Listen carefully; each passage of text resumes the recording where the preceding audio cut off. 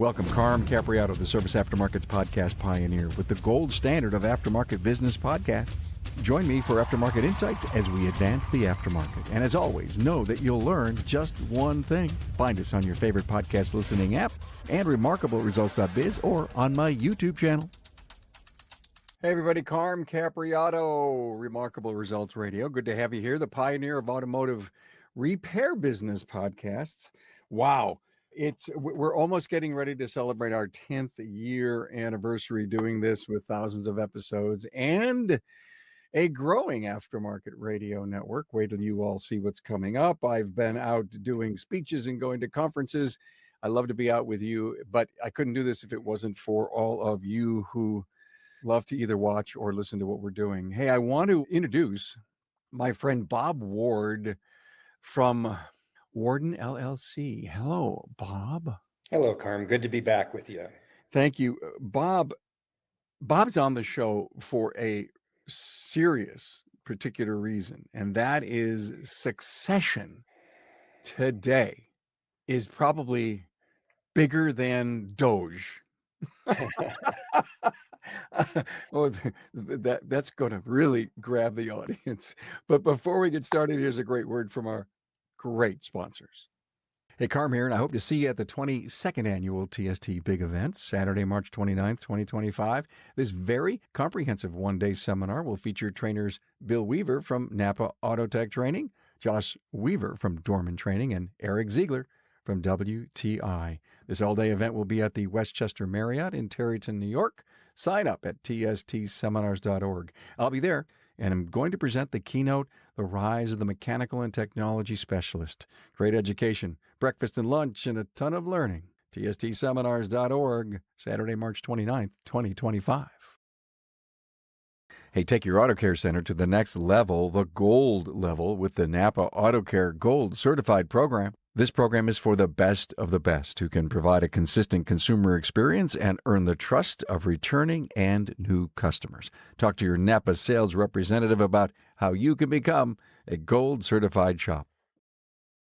Hey, for over 30 years, NAPA Trax has made selecting the right shop management system easy by offering the best, most comprehensive SMS in the industry. We'll prove to you that Trax is the single best shop management system in the business. Find NAPA Trax on the web at napatracs.com. Also, thanks to AftermarketManagementNetwork.com for information that can help you move your business ahead, and for the free and informative LaborRateTracker.com. Okay, so, Bob, first of all, Bob's been on the show 6 or more times. This is going to be your 7th or 8th. I'm not even quite sure. Thank God we met each other years ago. Bob's all about building perpetual businesses, and he's got a lot of great things to say. Go to my website, remarkableresults.biz, type in Bob Ward, look at all of his great stuff. You'll be inspired.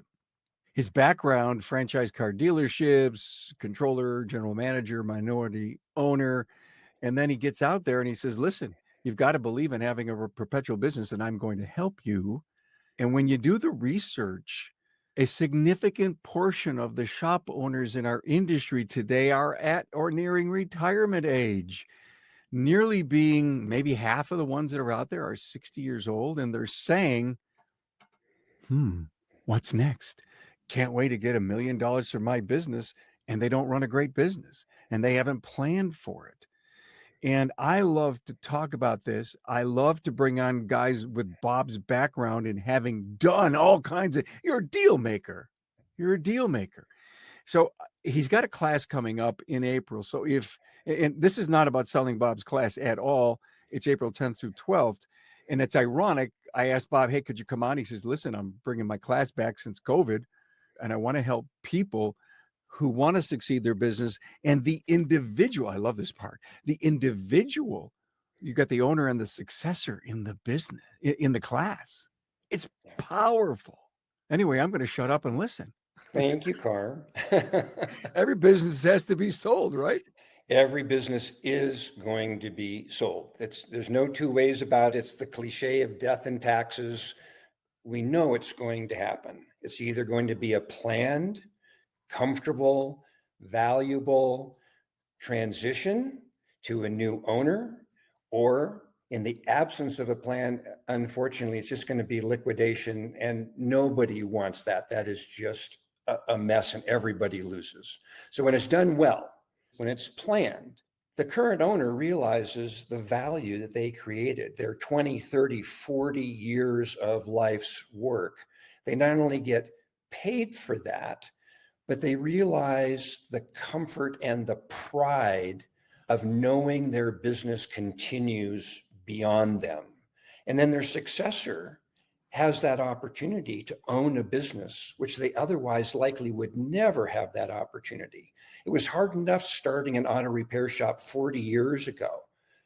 Try doing it now in this environment, this financial, economic, political environment. It's nearly impossible to do it like the current owners did years ago.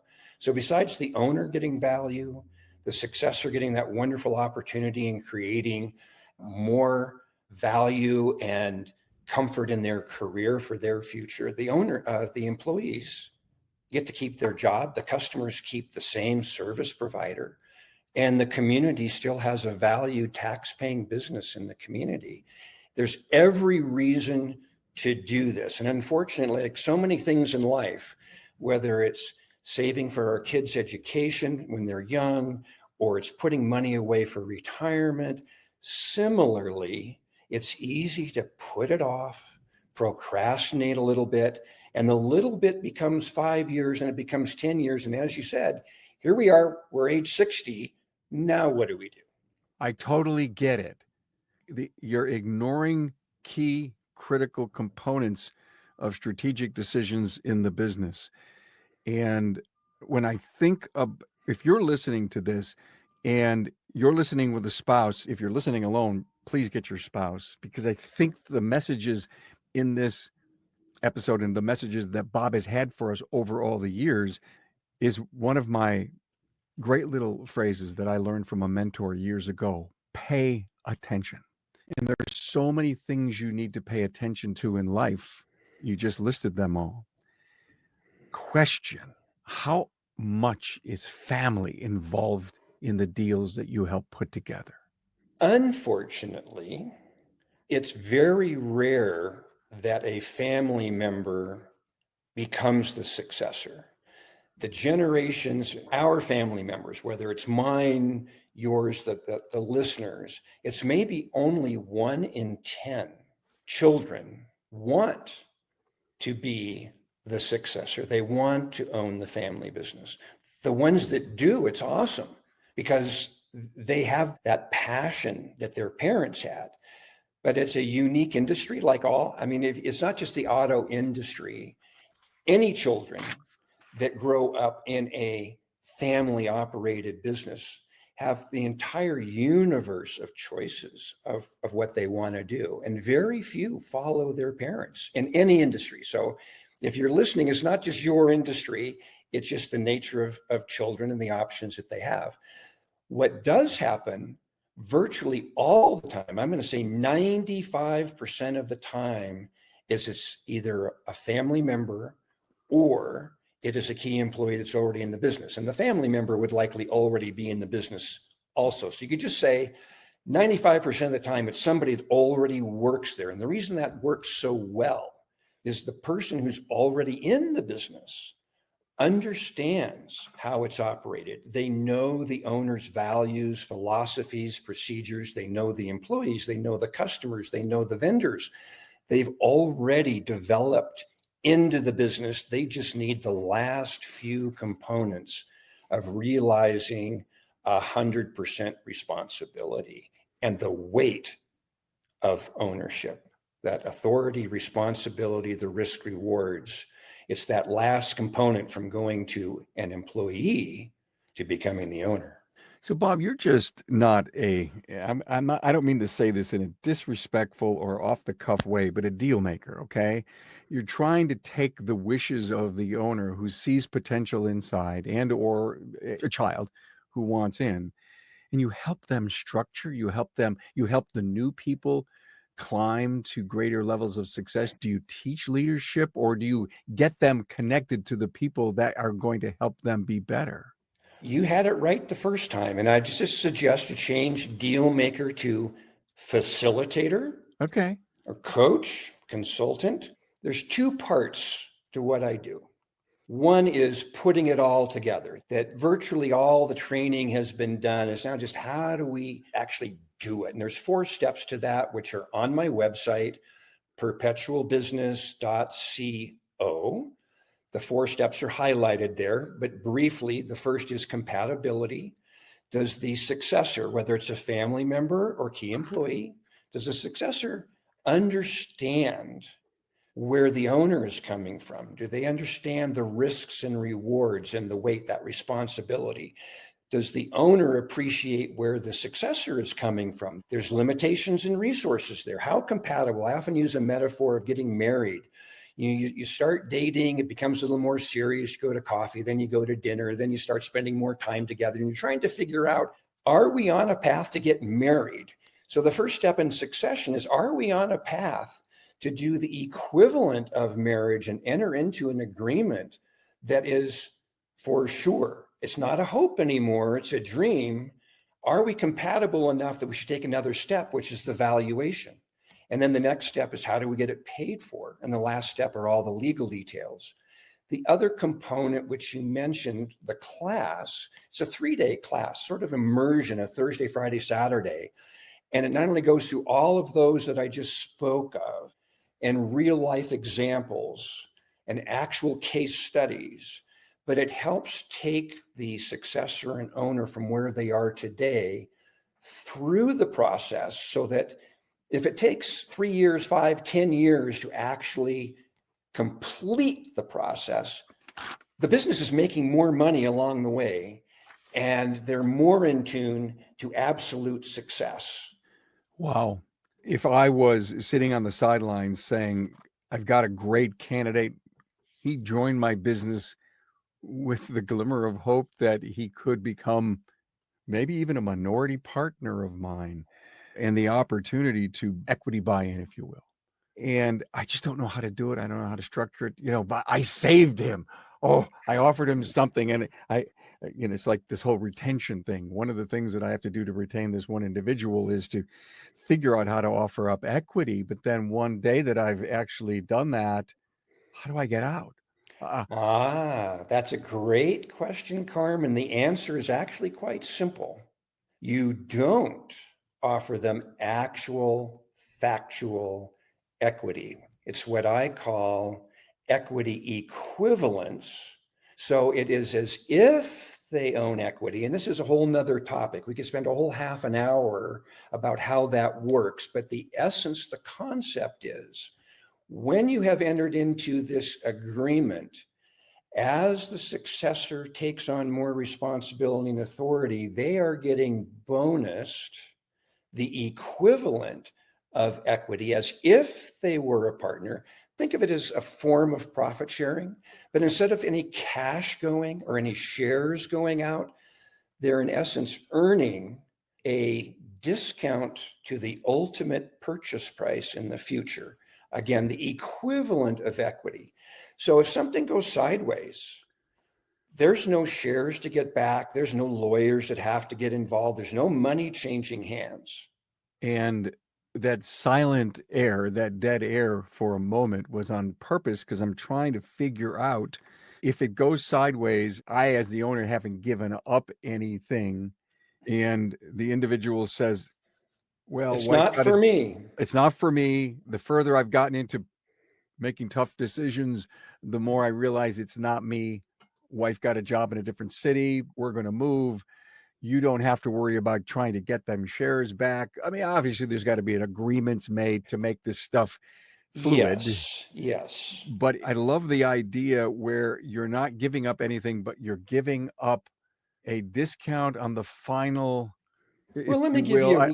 you a quick Help example. me understand 49%, 51%, and how all this stuff works. Yeah, I'll condense it. And all of this, of course, would be in the class, Yeah, or yeah. if you hire me in the 4-step process. The concept is, let's just say, Carm, you're my successor and I'm the owner. And we go into this agreement. And based on the performance of the company, you earn a 5% equivalent stake. So let's say the business was valued at $500,000 for the ease of math. And at the end of year one, your bonus $25,000 in equivalent equity. What that really means is instead of the price being $500,000 next year, it's $475,000. So the owner gets everything the owner's always been getting. Nothing changes. There's no shares changing and no cash. But because you advanced your skills and took some responsibility away from me by the performance of the company, and this is by formula in step 3, how do we pay for all this? You earned, as an example, $25,000. And if you were to then buy the business from me next year, it's $475 instead of $500. So if you walk away, I don't have to give you any money. You don't give me any money. There's no shares to get back. But we keep doing that. And the typical is 5 years. And that equity equivalence is earned based on the performance of the company via a formula we decide in advance. So maybe 5 years from now, when the owner's retired and spending time in Hawaii while the business is in Denver, but you're running the business, you're making me money. I'm still 100% owner, but 5 years from now, it's a $250,000 purchase. The NAPA Now event is a national ownership workshop for our valued AutoCare members centered around business building training from industry leaders. Now, it's not just about owning a shop, it's about owning your future. Join NAPA April 15th through the 17th, 2025 at the Venetian Resort in the heart of Las Vegas, known for its vibrancy, energy, and entrepreneurial spirit. At the event, ignite growth through business building masterclasses from leaders across multiple industries focused on expanding business opportunities. Now, masterclass topics include future-proofing your business, mastering emerging technologies for growth, leadership dynamics, inspiring, engaging, and driving success, shifting tides, understanding evolving consumer behaviors and your bottom line, and young leaders' lasting legacies, mastering succession planning for future growth. Foster collaboration with other like-minded NAPA AutoCare members and store owners. Stop at supplier studios for training, visit AutoCare vendor partners, and finally, join us in celebrating 100 years of NAPA Auto Parts, along with kicking off the next 100 years of partnership. There will also be exclusive giveaways. There are many incentive opportunities to offset the cost of this trip, including AutoCare program earnbacks, and beginning in October, earn up to $1,500 with pre-show supplier training to prepare for the supplier studio training sessions. The NAPA Now event is a national ownership workshop for our valued AutoCare members centered around business building training from industry leaders. Now, it's not just about owning a shop, it's about owning your future. Join NAPA April 15th through the 17th, 2025 at the Venetian Resort in the heart of Las Vegas, known for its vibrancy, energy, and entrepreneurial spirit. Get ready to grow, connect, and celebrate. This is an exclusive event limited to the first 2,000 AutoCare members. Packages are going fast. If you're interested in attending, contact your servicing NAPA store or NAPA salesperson. Hey, let's face it, your shop management system is the single most important tool in your shop, period. NAPA Trax has made selecting the right shop management system easy by offering the industry's best, most comprehensive SMS. Now, it all starts when a local representative meets with you to learn about your business and how you need to run it. After all, it's your shop, so it's your choice, and having local representation is a huge plus. Customizing Trax to your business, whether you're a one-person shop or a large multi-bay or multi-location company, a representative consults with you to help optimize your shop's workflow, efficiency, and profitability. Trax always has the flexibility to do business how you need to do it, which means it can also grow as your business grows. And unlike the other guys, will be there for you after installation with the best training and support in the business. Yes, a learning management system tailored to each role in your company. Simply put, Trax was designed and built for shop owners just like you. Visit us on the web at NAPA Trax, that's NAPATRACS.com. Hey, ever wonder how your labor rate compares to your market and state? You now have a site where you can confidentially upload your rate and see other labor rates published in your market. LaborRateTracker.com is an important site to know about. Currently, the database has over 1,000 shops participating and growing every day. But there's more to setting your rates than finding out what others charge. You should look at the labor rates in your state and town to gain a complete picture of the labor rate landscape. Hey, it's easy. Get market intelligence like never before at LaborRateTracker.com. Okay, I'm going to ask you some questions that are probably covered in the class, but you know me, Bob. I'm a curious guy. They all curious. are. But I'm also curious for my listener. I always think, my listeners listen. Carm, ask them this question, and they come up to me Sure. in conferences and say, "You always seem to anticipate what else I want to know." If you've given me the right bonus to earn in, even though I don't get shares, but I'm getting a discounted rate of the value of the business that we decided on in this particular year, in 5 years, it could be worth a lot more money.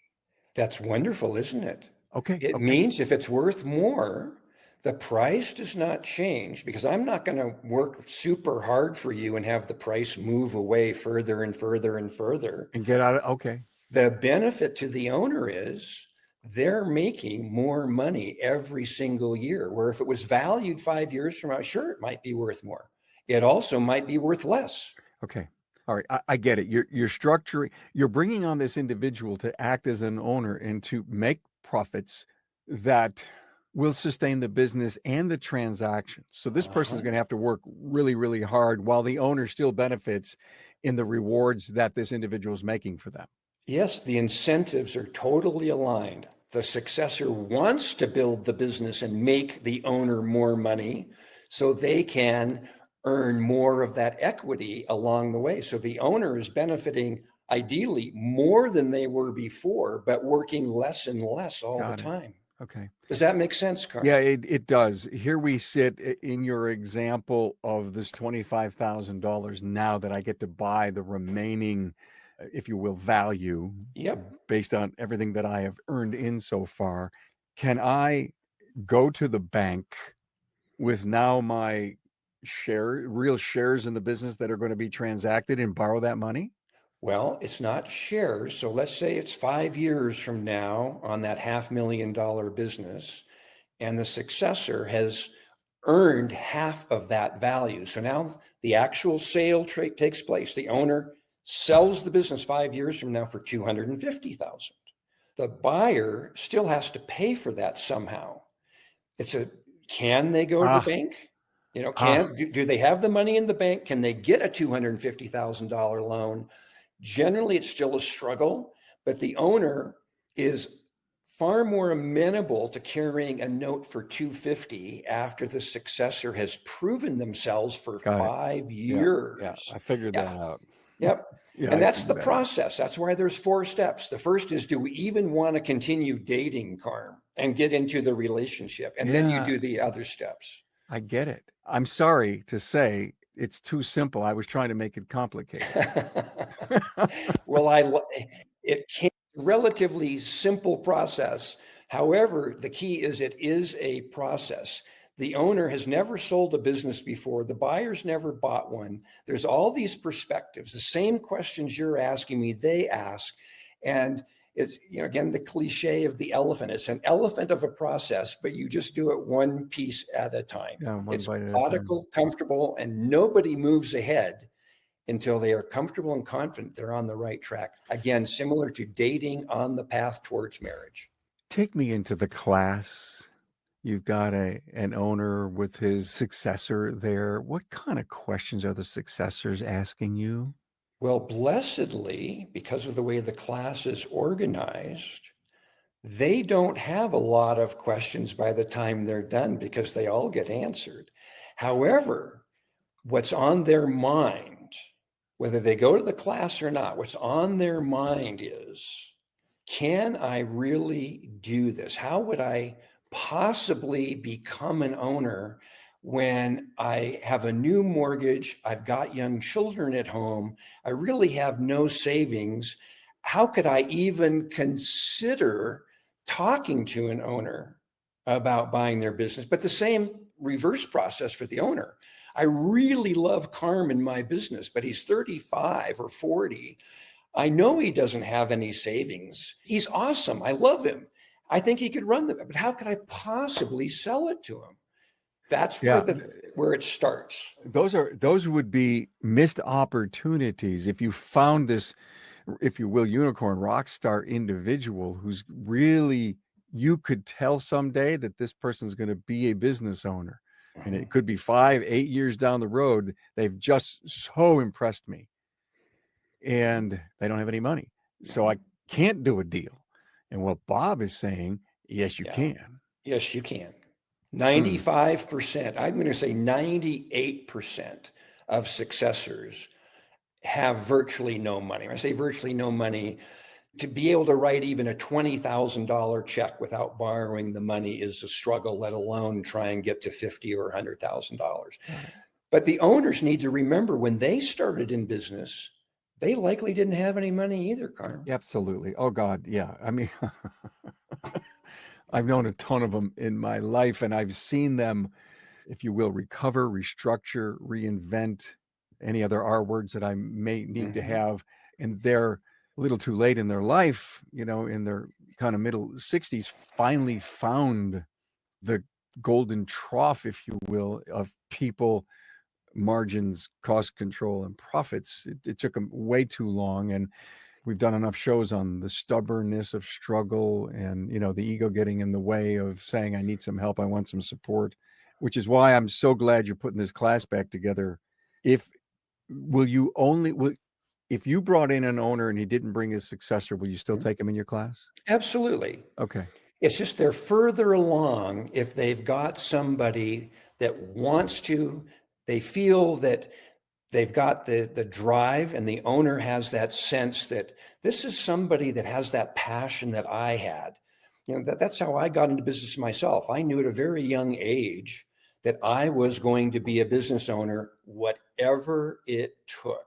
That's the commitment. No matter what obstacles in my way, I'm going to get there. And the owners listening to your podcast, those are those people.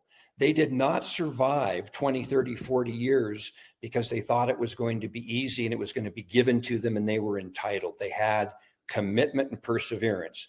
If they've got a person in their organization, one or more, so I have done equal partnerships as successors, one or more people that have that drive, perseverance, that commitment, no matter what happens, I'm going to find a way. Everything else can fall in place. Okay, I pick up the phone, I go on your website. It says, Bob, I'm in, got to do this thing. It's killing me that I haven't done anything. And Bob says, again, I don't know, I'm just putting words in my and your mouth. Sure. I'm trying to prove a point here. You find out after asking questions, they have poor books, no systems, terrible processes, but the man or lady wants to move on and find a successor and a way to sell their business. You got to start from scratch. Does it take a lot longer to get an individual up to speed so that there's profits, so there can be a sale? If they're already in the business, they have most of what is needed. I'm going to say at least more than half. The fine tuning points are how to understand the accounting, the financial side, the analytics. What is a balance sheet? What is a profit and loss statement? It's a tool, and how to use it? How do you understand it? What do you do with that tool? And most business owners, unfortunately, don't use the tools the way it's supposed to. They'd rather work on a car. But the tools are important. Standard operating procedures are important. Recruiting talent, retaining, rewarding. The class is called Ownership Essentials. It's everything that must be known well, so the business not only is successful, but will become perpetual. It's almost like a self-evaluation class. You could that could be part of it's empowering. It takes things that are around business owners in any industry. It just happens to be auto's my background, so that's probably 80% of my work. It's around us constantly. But again, the aphorism of, are you working in the business or are you working on the business? And because business owners in all industries started with a skill and then decided to go into business with the skill, the journey towards being an effective, successful business person can be somewhat long. This class helps to shorten that down by immersion with workbooks, case studies, hands-on, sharing with other owners, and then there's follow-up consulting time, of course. And then ideally, they would hire me for the full 4-step process. And let's get an entire defined succession plan in place. I love the word immersion. I really do. Every time I think of the word immersion, I think of the deep end of the pool. Yeah, And I'm sure. thinking that so many people will only learn how to swim if they dive into the deep end. Well, as you can probably tell, I get kind of passionate about this, kind of excited, because the participants' eyes just sort of sparkle like the aha moment, the epiphany. And then because they're there together, they're hearing the same words, they're working from the same sheet music, they're doing the exercises together. It helps them bond. Again, back to sort of that marriage metaphor. This is a more serious form of dating. It's sort of like, okay, now we're going to move in together and we're getting closer and closer to swearing before God and witnesses and the justice of the peace or whomever. We're now committed to the process. Got it. Perpetualbusiness.co. I remember, I think, I'm just recalling some of the episodes that we've done together, and you, I think, told me, Carm, if it's not working and they want to get out, they can leave any time. Did you ever say that to me? They want to be able to leave anytime. So when the plan is in place, when they've got the person and they've got the defined process, it's legal, it's binding, all 4 steps. The last one's all the legal details, hand it off to the lawyer, stamp their stamp of approval on it. This is all good to go. At that point, the owner has complete optionality. They can continue to work 60 hours a week if they want to. Ideally, they're not going to do that. They're going to take more time off, be absentee owners. The business is purring along. They know who's buying it. Everything's working. A business is perpetual at the point when the owner is no longer required to be there. So the owner could be 35. And if they got all of this that we're talking about done at the age of 35, they know exactly how it's going to go down and they choose. It rarely happens like that, though. It's, as you said, it's more likely they're now 60 and we need to be doing it. Sometimes they call me when they're 70. Let me clarify my question. You answered it great, but I was going after a different angle. Okay. And the angle is that I've hired you and we're kind of a year or two in, and I swear one time you said that, Carm, I don't wrap these people in a long-term contract. They can take me as far as they want to go. Is that still the case? Oh, I understand. I got That's it what I now. meant about saying they quit. They wanted to quit getting your expertise if they got to maybe a certain point, or the individual left and I'm done. I don't have a long-term commitment that I have to pay out. Okay. So when they hire me, we go one step at a time. So if we do that compatibility assessment and this realize, no, this is not the right person or the successor. No, I really don't want to go on. We're done. There's no other obligation. Okay. If we go on, then we do evaluation and I get paid at that point. If that works, then we go on and we do the next step. So it's one step at a time to get it done. But the ultimate goal is, in fact, to have a contract that this is how it's going to work. These are the terms. This is what the lease is going to look like, the property purchase options that are going to be in there, what happens if the successor quits or dies. Ultimately, there is a defined buy-sell agreement that is done. And the ultimate transition point from that signed agreement, it might be, say, another 5 years before the owner sells. The successors on the ownership path with a formula. Everybody knows how it's going to go down. But during that time, after the contract is signed, if the successor leaves or dies, like you said, what happens if it goes sideways? There's the equivalent of a divorce. Well, you got a divorce. I mean, the owner doesn't have a buyer anymore, but there's no money to give back, no lawyers involved. It just didn't work. Now the owner's got to go find another buyer. That has only happened in the 10 years I've done this 3 times out of about 50, where the successor buyer was this is more work than I thought it was going to be. I can't do it. I Yeah, don't want to yeah, be the owner. yeah, yeah. So to your point, you could get all excited about an individual because you love their smile and they show up for work every day. There's something about how nicely they dress. But it doesn't mean that they could lead and own the business, right? Yeah. So it's almost like running this individual by a person like you who's been there, done it, seen all kinds of things. Mhm. It's like, hey, Bob, this is Carm. I'm thinking of selling my business. I heard your episode with Carm. I'm interested in your class, blah, blah, blah. How can you help me assess this individual that I'd like to approach? And that is that first step, which is also on my website on the shop tab of the website.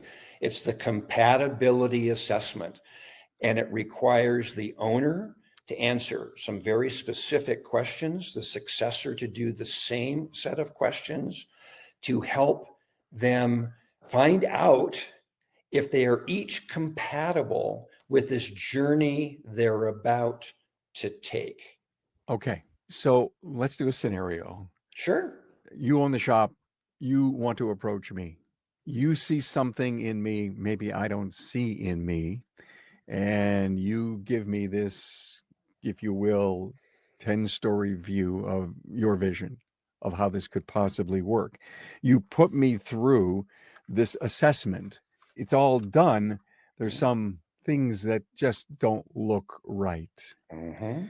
And you sit down and say, Carm, I thought, blah, blah, blah. Maybe we can fix this, but maybe we can't. The overall, I've got to move in a different direction. Tough decision to have, tough discussion to have. You stand a chance of losing me? There's always contingencies, there's always risk in everything we do. I'm going to attempt to make this extra easy. If I'm the owner and the person listening is potential successor, I don't want to try to sell anybody that they ought to be the owner. What I want to know first, the very first thing I want to know is, do you even want to be an owner? I offer this as the essential question. I actually recommend this essential question even in the hiring process of everybody you ever talk to that may work for you. The essential question is, what is your ultimate career goal? If you come to work for me, how can I satisfy your ultimate career goal? I need to know that.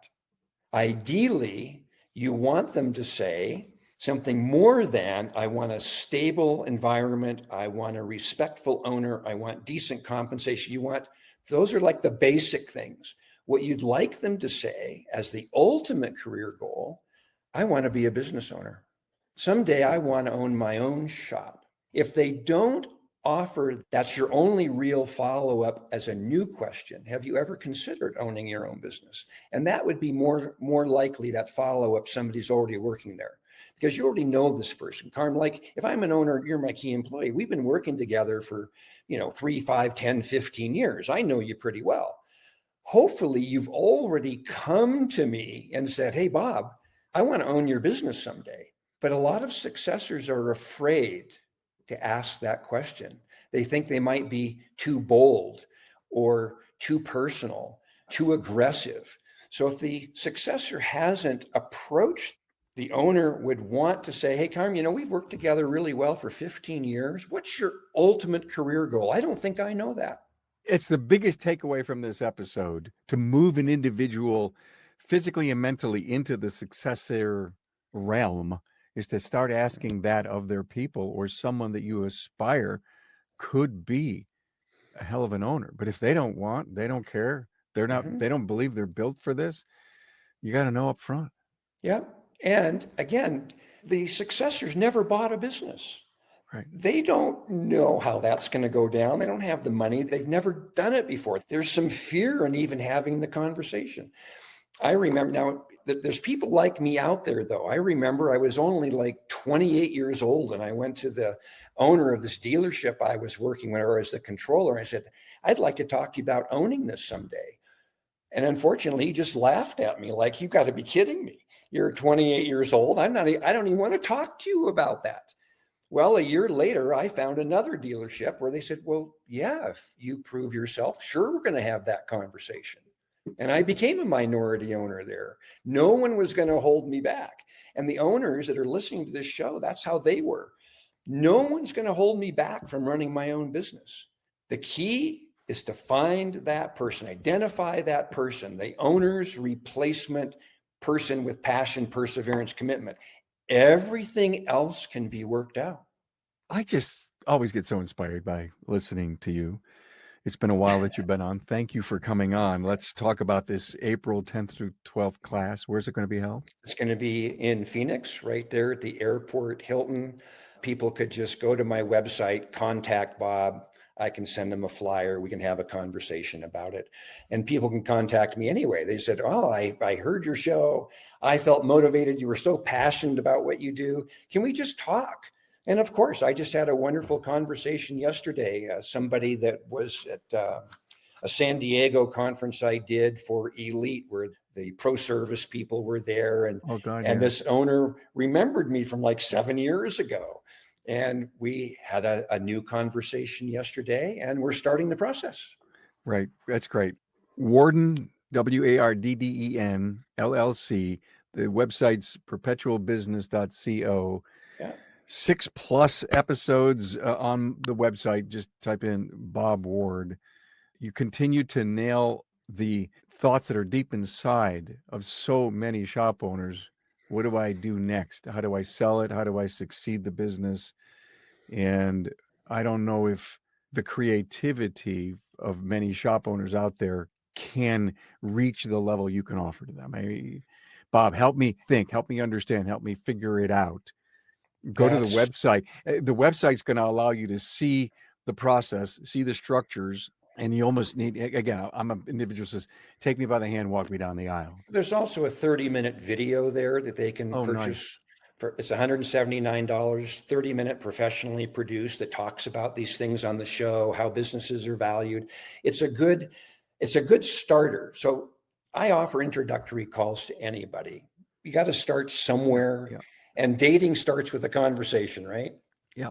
And we didn't even get into value metrics at all. No, we can do another show. Would you come back and let's do valuations? Really, I think that's a whole show by itself, and I'd be happy to do it. Exactly right. And all I keep thinking about, oh, Carm, this is great. Show me the money. I keep thinking that there's people in the background saying, yeah, this is really nice, but how much? Yeah. And it's very logical too. It's not complex, but there is a process and a method and a way to get it done. There's a lot going on out there, from private equity consolidations and buyouts and growths and multi-shop owners. We are in such an interesting stage of our great industry. And thank you for coming on, Bob, to just give us an update as to what's going on. And maybe somebody may just want to come to your class. And that would be helpful. And get immersed.